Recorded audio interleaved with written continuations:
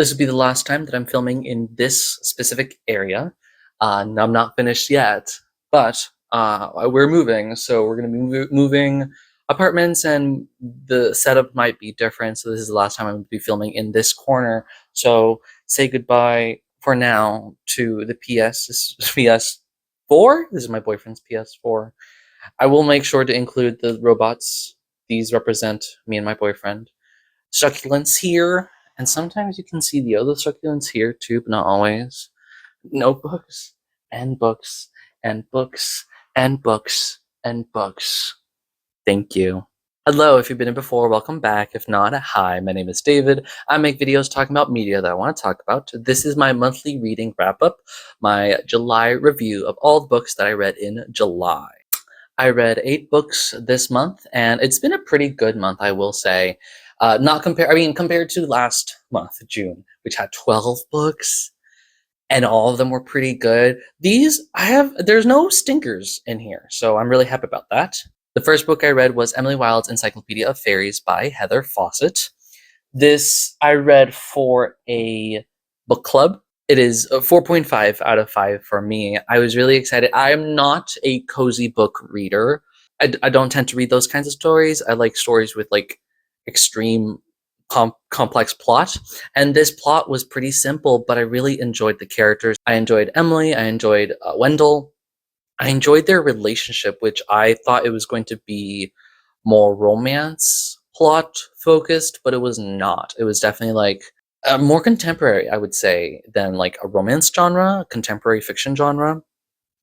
And it's about Emily, who goes to a northern, I think it's Scandinavian location to study fairies there, and she's followed by Wendell, who she believes is also a fairy prince, and hijinks ensue. And I would say I would say middle part of this book more than the beginning and the end, but I really enjoyed how the characters were written, and I really enjoyed how Emily was written, and I was really happy with the entire story as a whole. Like I said, I'm not a cozy reader, but this one got me into it, and so I do want to continue reading the series, and I would like to see what other cozy type of books that people have talked about I would be interested in. Mostly, I know that I would really want to read something that's queer, cozy queer, and also have a tilt of genre in it. I don't really want it to read anything that's in the real world queer issues, because I want some escapism in that, and I already read a lot of that when I was in high school, so I want something more. And this was fun because it had the added addition of the fairies with the cozy sort of romance that was happening. I really enjoyed how it felt because I graduated college with a bachelor's in biology. And so the way that Emily talked about the fairies and how she was able to quickly remember stories and stuff like that made me think of biology and made me think of the sciences. And I like that this is a combination of biology and literary history, fantasy, fiction, stuff like that. And that's a really good combination for me because, like I said, biology background, but I like reading, I like writing. And so that combined both parts of me in a way that I really enjoyed. And I would like to read more cozy stories, but I would prefer to read cozy stories if they were in a fancy setting or a fancy plot, and mostly queer Ben stories, because that's just what I want. You know what I mean? But Emily Wilde, really good story. I will want to read the next 2 books. It's a trilogy, right? I do really want to read the next 2 books. Wendell, I love Wendell so much. The next book I read in the month of July is The Hunger Games by Suzanne Collins. This is a reread for me. I read this when it first, no, not when it first came out. Did it? Oh my God, when did I first read this? I was in elementary school. I remember that. I remember hearing about it and thinking it was called Hunter Games. And then I got it and was like, oh, Hunger Games? That's weird. And then whenever I think of it as Hunter Games, I think that's a weird name, but whatever. I wanted to reread it because I just read Sunrise on the Reaping and Ballad of Songbirds and Snakes, and so I wanted to reread the entire series just to get a more firm basis of it, divorced from the movies. And it was really fun to be able to read this book and compare it to the writing style of Suzanne Collins in Sunrise, which is more recent than this book. And I was really happy that her writing style has practically stayed the same. It's a very simple prose, but it's very rich in subtext and loaded with implied imagery. And I think that's what it does best, is that it leaves a lot of space for our imagination to fill in as to what's happening around. And it moves incredibly quickly. And I did not expect that. Like, I remember, so Sunrise, when I read it, it moved pretty quickly, but only the first half is pre the quarter quell, and then the latter half is all in the quarter quell. And so this I thought was going to be like that, and it's about it is about half and half, but the first half moves like that. And also, I noticed there's a lot of use of flashbacks and sort of thinking about Katniss sees something and reminds her of something else, and then we go through like 2 or 3 pages in that space, and so that helps fill out the space. And I felt like, though those parts were necessary, I knew about it. It was like, I read this before. I think this part here of her talking about Gale is not needed when we're in the middle of like the training session. You know what I mean? But overall, it is just important to the character. And so, that's just sort of thing with rereading stories. Like, there's some parts that you don't need again that are there. But this was a 4 out of 5 for me. I really enjoyed rereading this story, and it didn't feel like I was reading a children's story. It felt like I was reading the sequel to Sunrise on the Reaping. And I really enjoyed the aspect that I don't remember pushing the TV angle as much. Obviously, when I was younger, I couldn't really understand that, but like having the reality TV angle pushed really hard for this series was really good. And it's really, and every day since I read this, I'm like, I will fight the people who focused on the the love triangle, and that's not the important thing of the story. And the story makes this love triangle integral to the plot, but not integral to the character. And I like that more than what the fandom has done, which has created the love triangle that is integral to the character. And Katniss isn't about that. Katniss just wants to survive and doesn't know what's happening around her because Peeta and Haymitch are conspiring. And I really enjoyed that aspect, that she is just does not know anything. Nothing. And that's really fun. Continuing on the trend, the next book I read in this month of July was The Lightning Thief by Rick Riordan. This is another reread. And so, like, if you've been watching my videos, I've been rereading a series. I have that book coming up soon. But I've been rereading a series that I read when I was younger. And so I started keeping a list of books that I want to reread that I read when I was younger, because I wanted to see if they held up, to see if I wanted to continue with the series, if I didn't finish it. And I wanted to reread Lightning Thief because of the recent show that is coming out on Disney Plus, which is really good. And I've been wanting to reread The Lightning Thief, the Percy Jackson series, since for a hot minute, because I told myself that I wanted to first get as much as I could through with Animorphs, and I did that. And then I told myself after that I'm gonna reread Percy Jackson so I can read the Nico, D'Angelo, and Will Solis books. I don't know if I'm going to do that at this point, but I knew that I want to reread these. And so once I got through all of that, of Animorphs and the other series that I'm rereading, I was like, let's buy these two. So these 2 books, Hunger Games and Lightning Thief, bought online through thrift books, pretty cheap. And I was like, let me just read these and just get the sequels every like month. That sounds a lot of fun. And this book, was really fun to revisit. 4 out of 5 stars. It moved even faster than I expected. Like, for example, I think the like Lotus Hotel section is like 6 pages long. And I'm like, oh my God, that moved incredibly quickly. But it doesn't feel like it's rushing, which I enjoyed. There's a lot of space in between moments where Percy, Annabeth, and Grover are talking to each other and theorizing and learning about each other. And I really enjoyed how the relationship between Percy and Annabeth started off slightly rocky, but they got closer. and not in the expected way of like romantically closer. They just learned from each other and learned what works for each other and what doesn't. And I really enjoyed that aspect. It felt mature. It felt like a good lesson for children to learn how to deal with other children and how to make friends. I think that Grover could have had more to do, but I know that he has more to do in the next few books, and so I'm excited for that, because I will be continuing with this series again to reread it, because this one I definitely read, oh, wow, in middle school, before middle school, because I remember going to middle school and saying one of the classes underneath, so I was in like 8th grade at that point, so there was a 7th grade class that was reading The Lightning Thief as a book for the class, and I thought that was a bad idea because I did not want people to read this book for a class because that would turn them away from the series, which I remember loving. So I probably read that in elementary school. Yes, this is how I deduce stuff. And yeah, the TV series, really good. My boyfriend and I watched it as it was coming out, really fun. And then we're watching with bated breath for the 2nd season, which looks so much better. The next book I read in the month was Of Monsters and Mainframes by Barbara Truelove. This is a 5 out of 5 for me. This is a really fun recent release I saw, and it was advertised to me as a retelling of the Voyage of Demeter, which the Voyage of Demeter is a 5-6 page long part of the original Bram Stoker's Dracula, where it's not that long.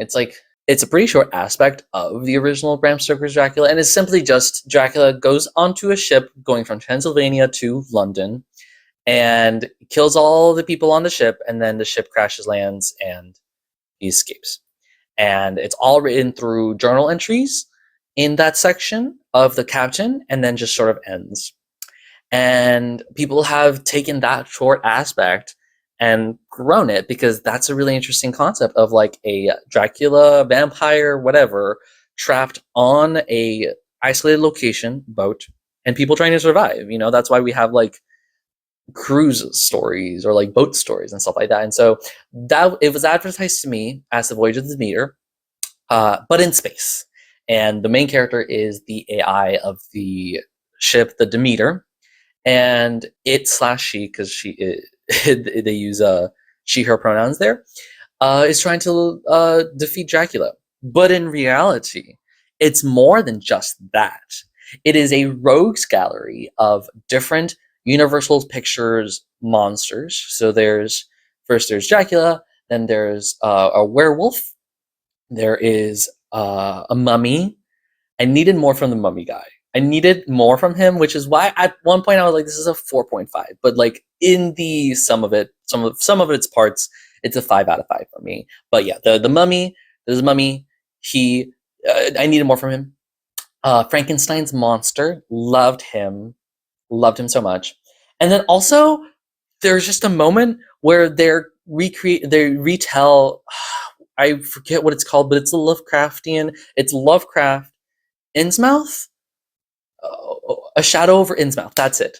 And that one's also really fun. And it's just different stories happening on this ship that all come together at the very end to fight Dracula. And it's queer, and it's a found family, and I really enjoyed it. It was funny. It was terrifying at times.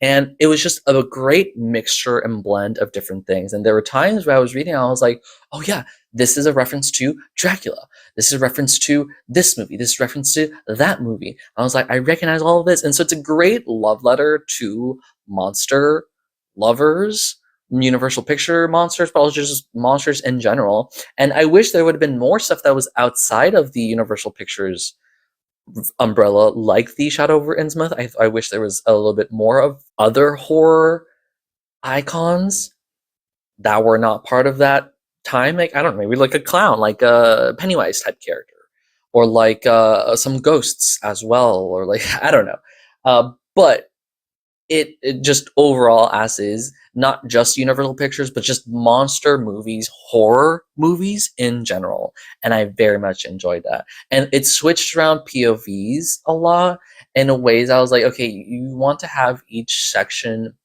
in a different person's point of view, but then you have chapters within that section of a different person's point of view. So I think it's just sort of redundant to have sections like that. But the overall feeling of the book was such a breath of fresh air, was so fun, was so irreverent towards the source material, and I just absolutely adored the entire way through. And the way that the Demeter and Steward, which is a AI medical unit that is inside the Steward, inside the Demeter, the Steward and the Demeter, both she/her and both robots, both AI, have an amazing relationship, and it's basically enemies to lovers as well.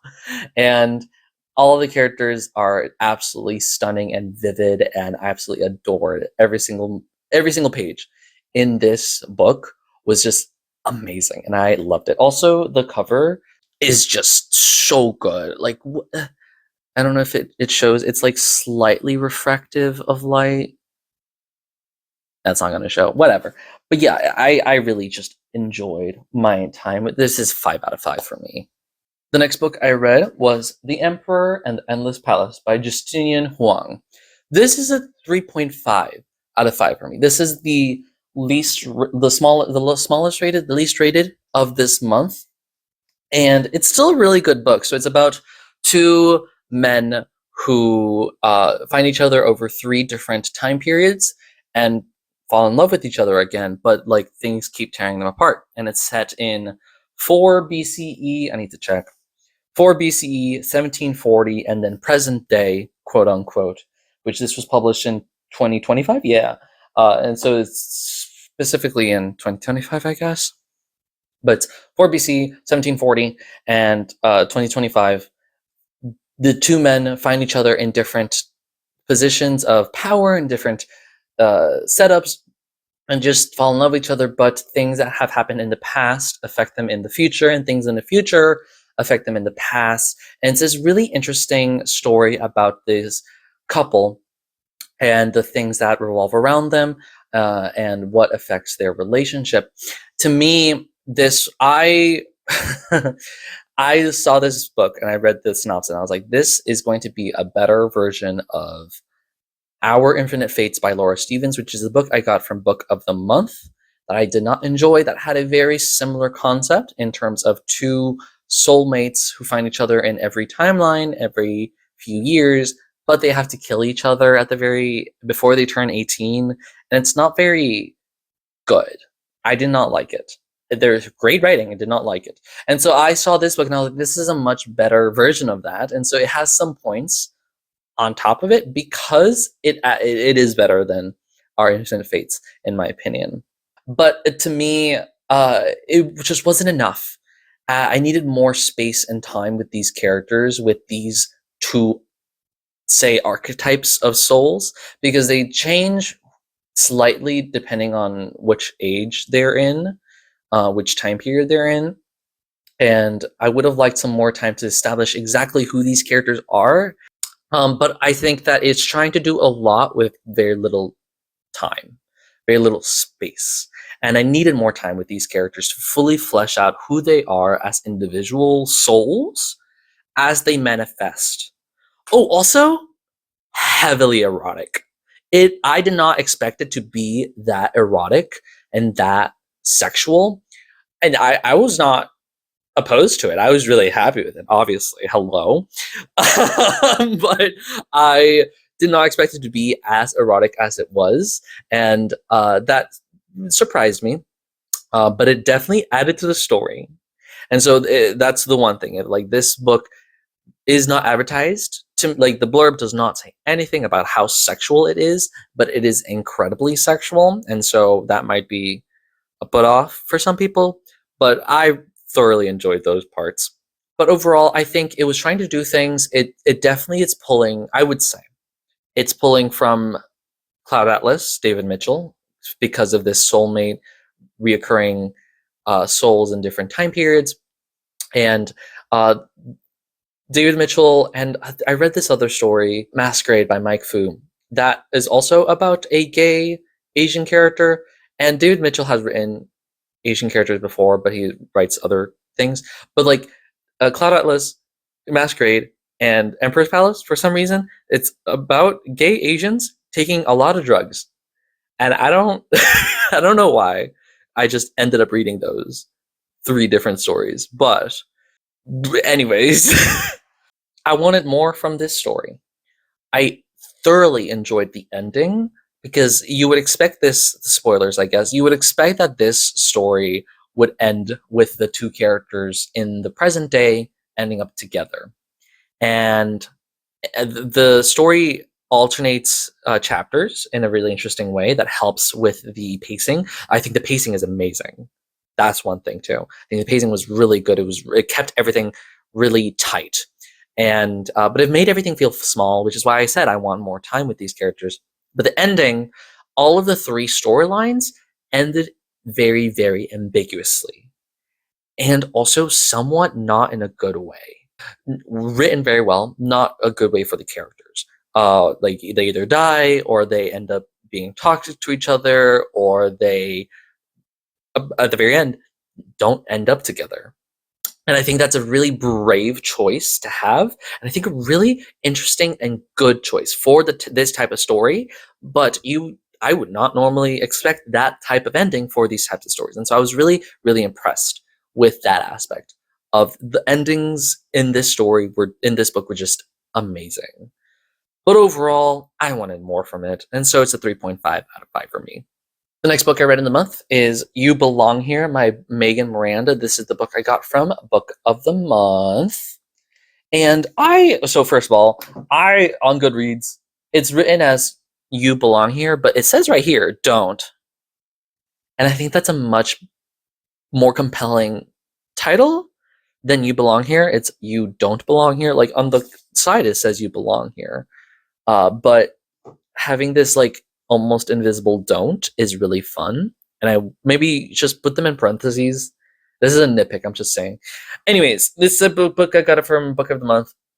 I have not heard of Megan Miranda before, but when I talked to a friend of mine who does read thrillers, I showed her some of the books on Goodreads of Megan Miranda. She's like, oh yeah, I've seen these books before. This one has not been released yet to the general public. This is just from Book of the Month. Similar with cozy books, I am not much of a thriller reader, but so far, the handful of thrillers that I've read have been pretty good, and this is a thriller as well. It's a 4 out of 5 for me. It's about a mother who sends her daughter to college, the same college that she had to leave many years ago when her roommate was accused of killing 2 men and her roommate disappeared, and then the ire of the town was turned onto her, so she had to go.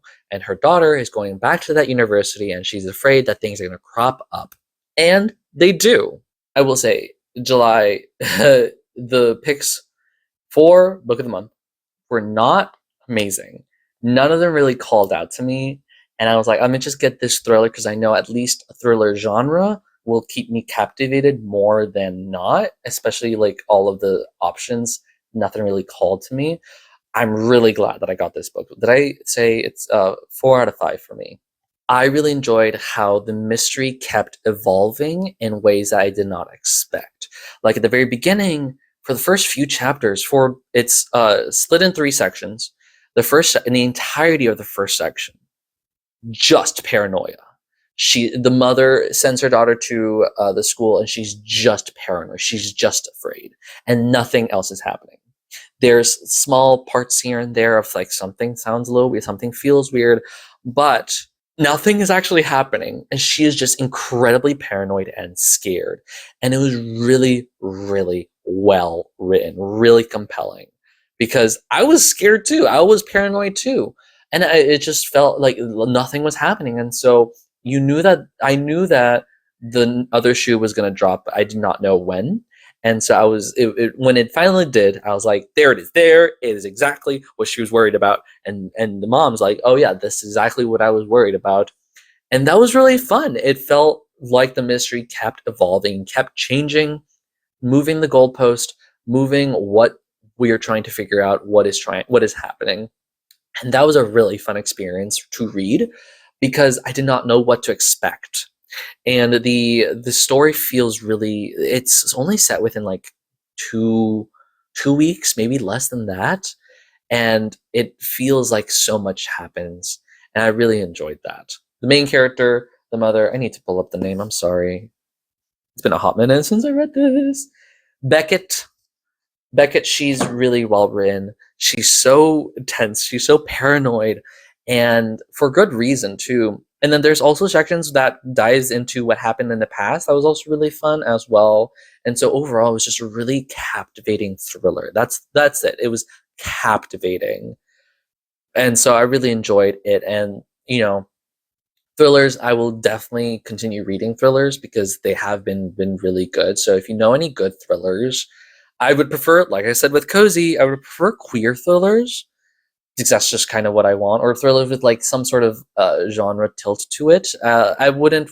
I don't know if like I would need something like fantasy or sci-fi based tilt, but definitely some edge of like exciting thing happening. You know what I mean? To read for thrillers, but definitely really great pick. I'm really happy with it for this book of the month. Like I said, I did not like any of the options except for this one. The next book I read in the month was Fyre by Angie Sage. This is the 7th book of the Septimus Heap series. So I've been rereading Septimus Heap, as you know, if you've been here before.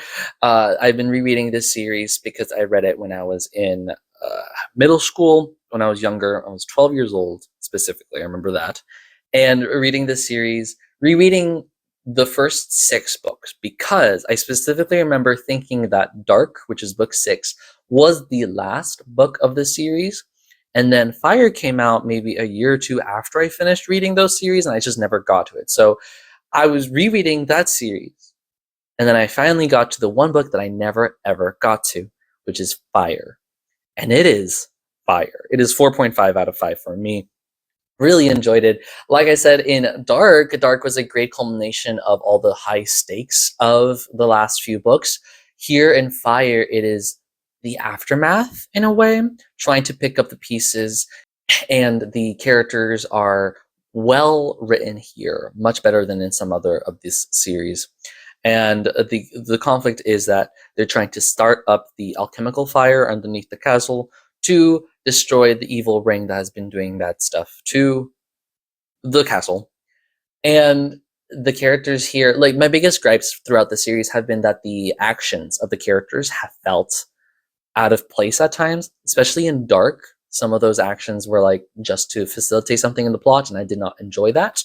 And in here, a lot of the actions felt organic. It felt right to what the characters are doing, who they are, and I was really happy about that. For example, at the very beginning, the alchemist who is setting up the fires, he's being very secretive about it, but explains in thorough ways of why he's very secretive about it and why he thinks that the other characters should not know about this. And so when I first started reading, I was like, oh, this is going to facilitate some sort of bad communication, conflict, stuff like that. No, at the it resolves his not miscommunication in a very fun way in the middle of the story, and it makes sense. And none of the characters get superbly angry at him for doing that, and all the characters' actions align with who they are in ways that do not disrupt who they are as characters. And I very much enjoyed that. I think that this is a great substitute to other magical boy stories. So if you don't want to enjoy those stories anymore, you should read Septimus Heap, because Septimus as a character, really fun. It's when the thing when like people are really good at what they do, and it's really fun to watch them do the thing that they're really good at. That's what this is. And so I really enjoyed this series. I was really happy with the entire collective of Septimus Heap. And now I have all 7 books. I fulfilled the goal, which is to reread this series that I read as a child, and my childhood is complete because I finally got to finish it. Septimus Heap was a big part of my childhood, I will say. I don't know if I've expounded upon that, but when I was younger, reading Septimus Heap really affected me, really changed me because of how magical it was. At the same time that I was reading other magical guy stories, magical boy stories, you know what I mean? And so I was really impressed by the writing, by the world building of this book, and I think it's trying to imply that Septimus Heap, the series, is set in a post-apocalypse because it's the year 12,000, and there's an Arthur C. Clarke quote at the very end. So I think it's supposed to imply that it's some sort of like post-apocalypse change, very like Adventure Time, what other stories? Locked to Tomb type stories where it's like, hey, the world has changed so much since our current time that it feels like we're in the past. And that's kind of fun for me. And the last book that I read in the month, that I finished in the month, was The Murder Diaries. Now, Martha Wells. Now, I don't know exactly how to count this because in Goodreads, this is listed as one book, but it contains 2 novellas that are also listed separately as separate novellas. And so I'm not sure exactly how to count this, if I was reading 2 books or 1 book and it's 2 novellas. But I prefer to count novels over novellas and short stories. I would, just because if I counted the number of short stories as one story that I read, then I would have bloated this year's, because I read this year. These are all 20 stories. I would have bloated my list of books that I read in the year with that. And so I'm not sure exactly what to count, at least Murderbot Diaries, because they're slightly bigger than short stories or novellas. And it's one book, but it's 2 separate novellas. All Systems Red and Artificial Condition. Don't know exactly what to do. For right now, I'm just doing 1 book. And then it's volume 1. There's 3 volumes in total that encompass the entirety of the Murderbot series, which I find a lot more accessible to me, personally, than the individual novellas. I have the next one lined up soon. But yes, anyways, Murderbot Diaries, 4 out of 5 for me. I was talking about it with a coworker. The synopsis of this book, the blurb, feels incorrect to what this story is, because the synopsis is trying to make it sound a little bit more jokey and a little bit more unserious than it is, because it is incredibly serious.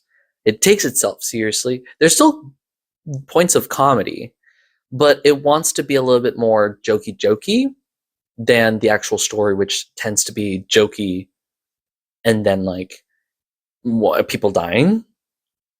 And so I much more enjoyed how the story is. I think the synopsis needs to be grounded a little bit more in exactly what it wants to say about the story. Murderbot, it is a really well-written character as to its motivations and what it wants to do and what it can do. And I like how this story balances on a thin edge of being something extremely conceptual in the science fiction realm, in terms of what's written, in terms of how it progresses. It is an incredibly conceptual, high concept sci-fi piece, but also an incredibly, for lack of a better word, basic contemporary writing of like fiction. Like, the concept takes a lot to build upon, but the writing in of itself, the prose, the way that it's written, is very simple. I've seen this before, and it feels easy. It feels easily written, but conceptually complex. And I think it balances really well on that razor thin edge of being either one or the other. So between the 2 books, the 2 novellas, All Systems Red, the first one, I would say, if I wanted to separate, this is a 4 out of 5. I enjoyed the found family aspect. I think it was really efficient writing to make us care for the 6, was it, characters, the team that Murderbot looks after. They were written very well, and I really cared for them, and in such a short amount of time, because it's only about 150 pages long, and so really efficient writing there. Artificial Condition, 4.5 out of 5. I loved when Murderbot is teams up with Art, which is asshole research transport, something like that. Art and Murderbot's conversations, really fun. And then the tech hacking, the hacking of the security systems and like all that Murderbot does. Amazing. There's a moment in the book where a kill virus appears, and then Murderbot just puts up a firewall really quickly and stops and kills it and recovers the ship that the characters are on. And that section I absolutely adored, and it reminded me specifically of the quote in Fyre. It's Arthur C. Clarke's third law: any sufficiently advanced technology is indistinguishable from magic. And that's implying that all of the magic that's happening in Septimus Heap is technology. And so I just read this book, and then the next day I started the Murderbot Diaries. Actually, it was Fyre I finished on Tuesday, and then I started this one on Friday. Whatever. Reading Artificial Condition, when Murderbot is doing all that, it felt like magic. It felt like a wizard battle. And that was amazing. And I absolutely adored how that felt when I was reading it. And so that is really what made me want to continue reading the series. I want to see more of this sci-fi technology that feels like magic when it's just Murderbot in its brain, in its head, doing the things. You know what I mean? Loved that aspect. And I would like to see more of that. It's almost a 5.5 out of 5, but it's a 4.5 out of 5 for me because I don't quite like I don't like the middle part. I felt like it dragged a little bit, and then the very ending was expected. I do think that the endings are pretty, not rushed, but definitely like moved a lot quicker than the beginnings. But I feel like that's just sort of how the novella was, and as a package deal, the two novellas worked really well. Because we went from two different stories. We went from one story to the other, but the transition wasn't that grandiose. And the very end of Artificial Condition makes you want to know what Murderbot is doing, which is why you'd want to go into Volume 2, which is exactly what I did. And so I really enjoyed this collection. I am going to be finishing Martha Wells' The Murderbot Diaries. Really good. Anyways, yeah, this is all the books that I read in the month of July. Currently, I'm reading Babel by R.F. Huang. I said that I wanted to read this book in my mid-year freak-out tag. Check that out if you so desire. I said that I wanted to read this book by the end of the year, and I saw it at my local bookstore, and I said, you know what? Screw it. Let me get it. And I'm halfway through. It took 2 days of work. 12 hours of reading, and I'm still only halfway through it. Less than 12 hours. And I love it so far. I know that there's going to be something that I'm going to either love about it at the very end or hate about it at the very end. I can feel it. I can feel it on this way. But so far, just the academia discussed, the theory discussed, love it so much. And I'm withholding judgment for it until I finish it, but I think it will be among my, if not top 10, top 20 books of the year, because it's just written so well. So keep an eye out. This will be the first book in my month of August reading review. Yeah, this will be the first book in that review. So keep an eye out for that. Anyways, thank you so much for watching. If you got this far, let me know if you read any of these books, what books. Like I said, let me know if you know of any cozy books or any thriller books that are queer, that have like a little bit of a genre tilt to it that I enjoy, that you think that I would like. And yeah, let me know what you think. Thank you so much. Don't forget to like, comment, and subscribe, and share with your friends. Don't forget to be passionate, and I'll see you later.